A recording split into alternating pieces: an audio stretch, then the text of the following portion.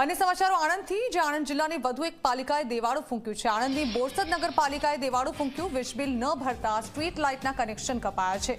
અણઘડ વહીવટને પગલે 5 વિસ્તારમાં અંધારપટ છવાયો છે। પાલિકાએ 3 કરોડ 50 લાખથી વધુનું વીજ બિલ ભરવાનું બાકી છે।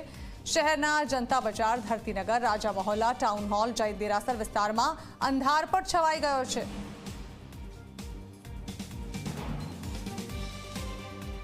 તો પાલિકાના અણઘડ વહીવટને પગલે કેટલાય વિસ્તારોમાં હાલ અંધારપટ છવાઈ ગયો છે। પાલિકાએ 3 કરોડ 50 લાખથી વધુનું વીજ બિલ ભરવાનું પણ બાકી છે, જેને પગલે હાલ 5 જેટલા વિસ્તારોમાં અંધારપટ છવાઈ ગયો છે।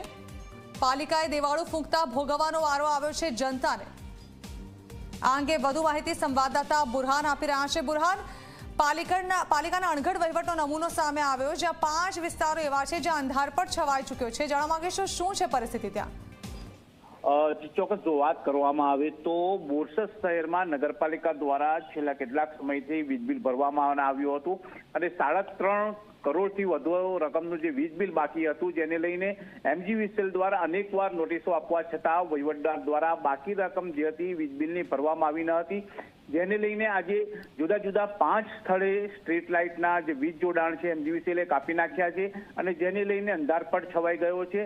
મહત્વની વાત એ છે કે અગાઉ પણ આ રીતે વીજ બિલ ઘણા બાકી હતા ત્યારે રાજ્ય સરકાર દ્વારા લોન આપવામાં આવી હતી, પરંતુ ત્યારબાદ પણ ક્યાંક ને ક્યાંક નગરપાલિકાના અડધડ વહીવટને લઈને વધુ 3.5 કરોડ રૂપિયાનું વીજ બિલ બાકી થઈ ગયું હતું અને જેને લઈને વીજ જોડાણ કપાતા શહેરીજનો અંધારપટમાં રહેવા મજબૂર બન્યા છે। જણાવો।